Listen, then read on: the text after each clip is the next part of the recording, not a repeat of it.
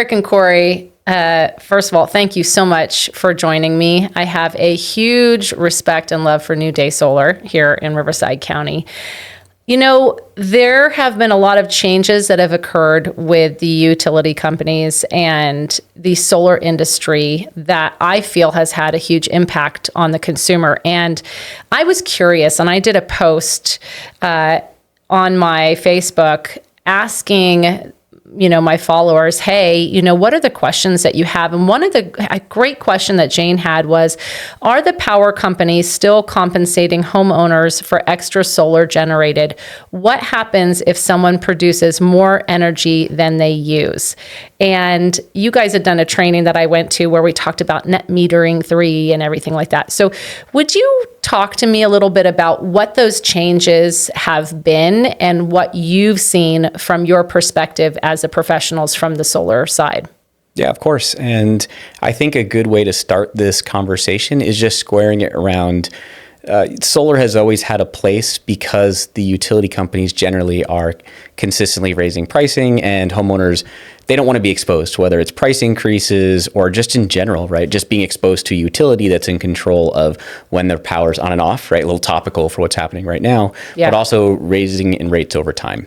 So people, I think, historically are used to hearing about systems that maybe got popular for the last, say, 10 or 15 years. Those were in what's called, you referred to net metering 3. This was more of the net metering 1 and net metering 2. During this time period, which ended in 2023, there was a relationship that was much simpler. It was simply when you're producing extra power, you're receiving a credit on your bill that was roughly, a 1-to-1 exchange. Really easy. It was kind of just didn't matter when you used power. As long as you produced it, it was going to probably pencil and make sense. So the big change that occurred in early 2023 was the utility companies changed the rules, which they constantly do. And what that basically made was they didn't want to pay that very close to 1-to-1 exchange rate. So when you produce surplus power now with your solar system, the compensation rates that they're giving you are far lower. So what's really changed is, like, how do we fight that, right? We don't want to send them power for a very low credit. We want to save that power within our home and use it when we need it. So the mechanism for that is batteries. So now pretty much every solar system that we sell that's new will have batteries. That way, when that surplus power is available, don't send it to the grid, send it to the batteries in your garage or on the side of your home. Use it when you need it. So the equation has changed, but if you start to think about what that means is you're becoming more resilient, less reliant on the utility company. So not only does it still have a good payback, you're also serving a different purpose. You're not reliant on a utility company. That's interesting. Yeah, because the whole point of spending the money on solar is so that you get the benefit, not the electricity company, right? Yeah. So I know a lot of people have become a little skeptical. And I think also just we're uninformed. We don't really fully understand how it all works. I mean, even the lingo, net metering 1, net metering 2, net metering 3. I mean, what the heck does that even mean? What does net metering 3 mean? There's another factor too, like it at least in our area, the solar market is very saturated, not just with contractors like New Day Solar, but if you turn to any one of your friends and be like, do you know a solar guy? Yes. Do you know a solar guy? Yes. Is it that guy? Nope. Do you know a solar guy? Yep. Is it that guy or that guy? Nope. Everyone knows a solar guy, and they all can have a different opinion.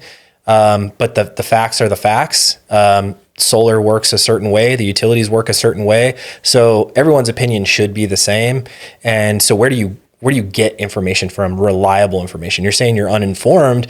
I think most people are, because they're just like, who is telling the truth right now? Yeah. Let me ask, why are there so many solar companies out there? And I laughed because it's the same thing as being a realtor. I always say everybody and their dog is a realtor. I mean, you just, you talk to anybody, they know 5, 6, 7 realtors, their cousins, best friends, wives, whatever. Yep. So then within the solar industry, okay, you know somebody, but I don't know that necessarily they're the best person to talk to.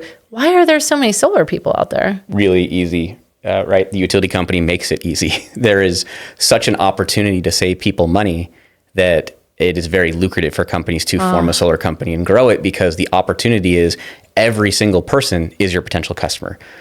I would say in Southern California, I mean, this is just ballpark, but like I would say somewhere between 8 to 9 out of 10 people, when we talk to them about solar, it is absolutely in their best interest. There's always the anomaly, right? And we could talk about what that looks like, but generally speaking, someone that just has a very, very, very small electric bill might not be a perfect candidate, but that's why there's so many solar companies. In California, it makes sense. In other states, it probably wouldn't, but where we are, it does. So we have a combination of cost of power here is extremely high, one of the highest rates in the country. No kidding. The production of solar, right, having 20 panels here versus 20 panels in New York, you're going to make a lot more power here. So that's another factor. Right. And then we have extremely high usage here because we're in a hot climate. People use their AC. We have larger homes. Electric vehicles are popular. So those three factors combined make it extremely lucrative for somebody that's trying to battle against the utility company and give an alternative option. I got you. Now, that kind of leads into what, my next question is for you guys, because there are so many out there, but and I don't want to say, if it's a small, solar company, small startup, that's necessarily a bad thing, but we have seen a lot of solar companies go under.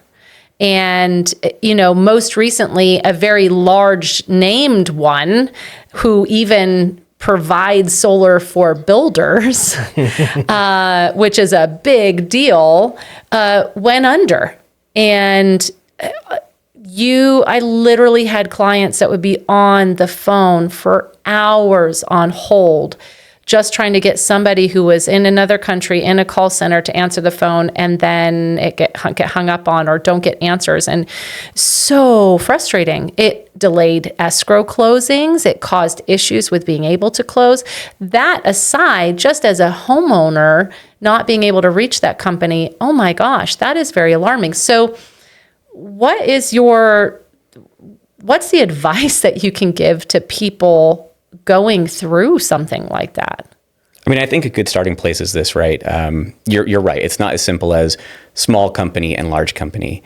This is a very volatile industry. And by that, I mean, it had extreme growth, but we're also subject to changes, with the utility companies changing in the lending environment, right? You know what that's like. So Sure. We are basically exposed in so many different ways that it is a very volatile industry. It's got coined, everyone hates this within the industry, but it's called the solar coaster because it does go up and down and all around. I haven't heard that, but it's true. So trying to manage cash flow and run a business properly, it's not necessarily even an indication that company is a bad company. It's just, this is a very hard industry to remain consistent in as you're going through all those peaks and valleys. So I never want to discredit any company that didn't make it, because this is really hard to do what we do in this industry. Wow. That being said, there are ways to protect yourselves. And I think what 𝑚newday has done, and there's companies like us, we have always chosen to, let's not chase growth. Let's not always try to just do the next thing that's possible. Let's stay true to who we are, which is, preserving the customer experience, making sure that we're doing everything to be in business long term. So we're on the smaller side. We're not a big guy, but every decision we make it's really not about profits. It's about how do we stay in business for our customers? How do we take care of our customers? And that equation has worked really well over 14 years, where people continue to use us. They recommend us. A lot of our business is through referrals. So it has served us to not try to grow, not take a ton of risks, and just stay in this more localized model where we're focused on customers. I get it. Because I was going to ask, why do you think so many of these companies have gone under? So is it just that they pushed the envelope too hard in a volatile industry and didn't win? There's a lot of reasons. It's a really long answer. Okay, Yeah, so maybe another time. I think that's probably a good general answer, but there's a lot of reasons. And I wanted to go back to just the correlation between what we're trying to do being a smaller company in the real estate market. So I have the benefit of having worked with you, and I know how you treat your customers and how you stay in contact and make sure that we have what we need. I don't need another house, and yet I still have a relationship with you, right? Yeah. So you ain't getting rid of me. So I would say the same thing about us and our customers. We're not trying to sell our customers a new solar system, but we want to make sure that their system is performing. Do you have any questions? Things like that. And bigger companies don't have the same ability to do that. I don't want to say they don't care, but they don't have the same ability. And it's probably similar in the real estate market, where if you're going with like a big group that they're churning a lot of houses, maybe they don't have the time to give their clients the attention that they might want. So you have to focus on what your desire is. Like, do you want somebody that you can call and pick their brain and they're going to answer? Or do you want the company that might churn through and you might not be able to get a hold of? And so we focus on like the customer oriented thing and try to support our customers in that way. I love that. And that is very true about you. So how do you know a good solar company? How does the consumer know a good solar company to go with if you want to get solar? And, you know, because like you said, I mean, and I feel like you've already answered that question for me personally, but how does a consumer know? Yeah. You have to research, because everybody's going to say that they're the best. And, you know, even on social media, you see everybody recommending their solar guy, right? So, yeah, I'm always chiming in when people ask to call you guys. So I would say do your research and try to understand what you're buying and what that means. You know, how is this going to work with the utility, and scrutinize what the people are saying versus your research. And I think that will, in general, kind of point you in the right direction. Okay, sorry, Eric. I was going to say some other really general advice. I'm surprised you didn't go here. Is just make sure these people are licensed, right? Like that's a good starting place. And also read reviews and don't ignore them. Just because a company is very large and publicly traded, if they have a 3-star reputation and you keep reading the same thing, I can't get them on the phone, don't ignore that. Yeah. Like that just seems like counterintuitive. So I'd love to not have to say that part, but yeah, I mean, it's almost too obvious, but we see so many people still make that wrong decision. And I think I can answer maybe your last question with this one combined. So, I would say some of the mistakes that other companies made, and maybe how to pick a company now. I'll say this: there's not too many solar companies that simply know what they're good at and stay in their lane. So you described the very large company that went out of business that most people know. They started as a manufacturer a long time ago, 40 years ago. Okay. Right? Then they turned into, well, we also want to do some installation, and we also want to offer financing. We also want to provide design services. We also want to create leads. We also want to have a dealer network. So they became everything for everybody, and they lost their core competency in what they're good at. And before they knew it, they were, you know, arguably not good at or great at any of those things. So not to say our model is the only model, but we're very highly specialized. We know what we're good at. We don't offer financing. We don't manufacture materials. We don't do roofing. We work with local roofers that are, you know, similar to us. So I think we're very good at identifying what we're good at and staying within that. So if you're working with a solar company, or you're looking for a solar company, maybe don't pick the company that was an air conditioning company only 2 or 3 years ago, or a security company, right? Look for an actual solar contractor. This is what they live and breathe. This is what they care about. I mean, Corey's family's been doing solar since the 80s. I mean, this is more than a company, right? This is just, it's pure passion, and they've influenced so much with the utility companies and inspectors, how they learned. This is different. Our story is different, and there's companies like us. If people can't see that because they look at our reviews, I implore you to do some research and don't just pick based on price. It's true. Actually, when I tell people about you guys, I will say, they've been doing solar since before it was cool. That's what I say too. Yeah. That is literally how I talk about New Day Solar. Eric, I really love what you just shared with me, because, you know, that's a question that I wanted to ask you is, what should people look for when hiring a solar company? You've already answered a part of it. Anything else that people should be aware of, or questions that they should ask when they're interviewing solar companies? I think something that's important, and this is very prevalent in this industry, and I don't know if people know it or not, but there's a lot of companies that don't do everything under one roof. So we do our own sales, our own installation, our own service. That sounds very like general, right? Doesn't sound like anything special, but the industry has become very fragmented. It is the standard, not an anomaly. It's the standard to have a company that does sales that you buy them from, a company that does installation only. Then maybe that company doesn't do service. You have to tell your customers to go get service elsewhere. It is They sub everything out? Okay, so the guys that knock on your door, generally speaking, they don't work for the company that comes and does your installation. They're independent contractors. You are kidding me. That is more often than not the I did case. not know this. Yeah. So Really? I'm not saying That's those a people thing. don't necessarily have your best interest. A lot of them are representing as brokers. Hey, I represent multiple companies. That could be true.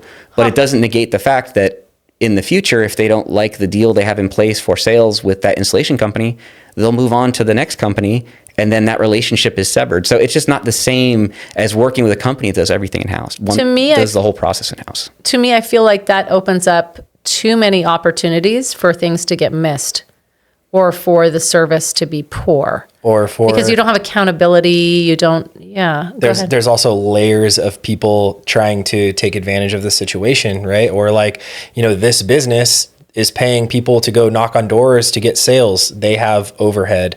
The person that's doing the installations has overhead, and they all want to make money. So how is that money distributed? Who is making money and who isn't? And a lot of times the installers are leveraged to install for the cheapest price. I have the sale. Do you want the installation? Do it for cheaper than this guy. And do you really want the cheapest guy that was available doing your installation? So then, it begs the question, going back to, I guess, the original question, what questions do you ask? Do you do your own installations? Who does your installations? How long have you been working with that contractor specifically? And maybe ask for proof, because they could certainly say, yeah, I've been working with this guy for 10 years. Have you? Wow. Yeah, and how much do you do in-house?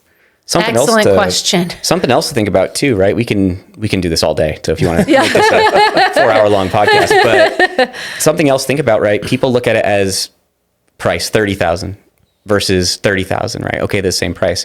But in these models we described, the one that has the fragmented sales organization working with the installation organization working with whatever. That's a lot of profit centers. But where's that money going, right? Are you paying that amount of money, and a lot of that's going towards a expensive sales arm of that operation?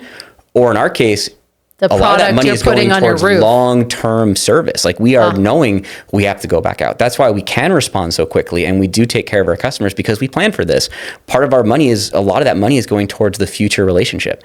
If it's all just going to a sales group, that money leaves your organization as an installer very quickly. So not apples to apples just because the price tag is the same. Interesting. Super important aspect too is, all right, I worked with Katherine and she sold me solar, and she paid an install company to do the installation for me.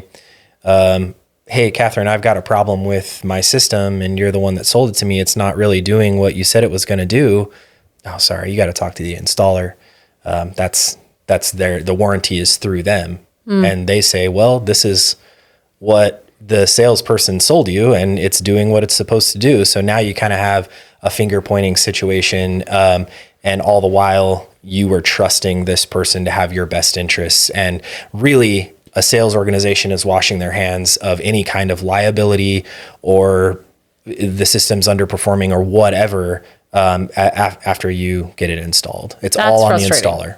That is frustrating. All this stuff isn't super obvious though, right? When you're shopping for a solar company. I would have never thought to ask those questions. I love those questions. I think you are really empowering people right now. So this is very exciting. So how do we know if a solar company that we're talking to is legit and not taking advantage of us? And, and how do we know that they're suggesting the right product for us? Yeah, I think we answered the first part probably at this point. I think The licensing, check the licensing, check ask the those reviews, questions. Yep. right? See, do they do their own sales? Do they do their own installs? Get a feel for how long they've been doing this. So that's probably the first part of it. And as far as the second part, are they pitching the right products?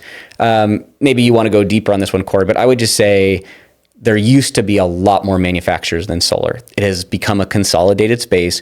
Most of the manufacturers that are remaining, I would say, are of higher quality. The products have gotten closer in what they look like and the power they output. So not to say that you can't pick an economy version versus maybe something that's more middle of the road or premium, but I just think that space has become a little bit more de-emphasized lately. It's been much more about pick the right contractor, pick the right financing, but maybe you share a little different opinion on that. Interesting. No, I generally agree. I think the product that's in the market right now is of a caliber that is going to be generally comparable across the board. It's really how is it designed and utilized.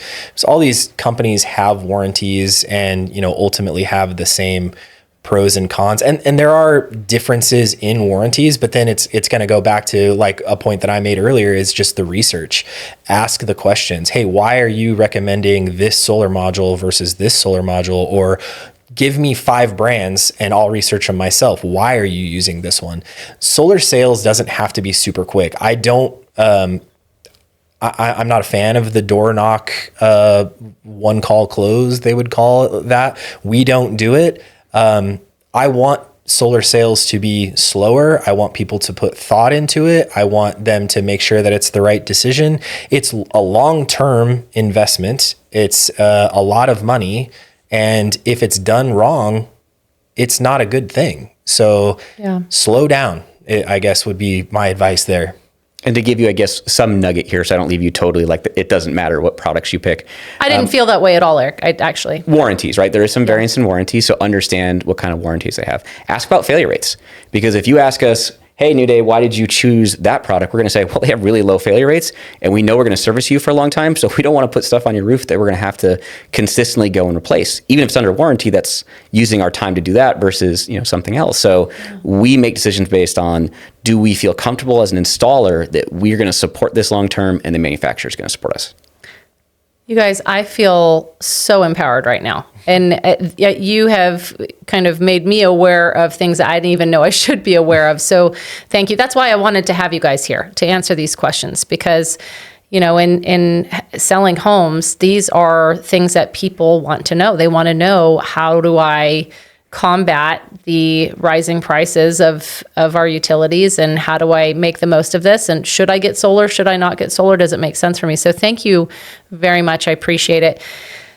If you have more questions, and make sure to tune in every week, because I have more coming for you from these guys, answering these questions that you guys have given me about solar. So make sure to subscribe to the channel so that you get all of this great content that we have for you every single week, and like this video for us.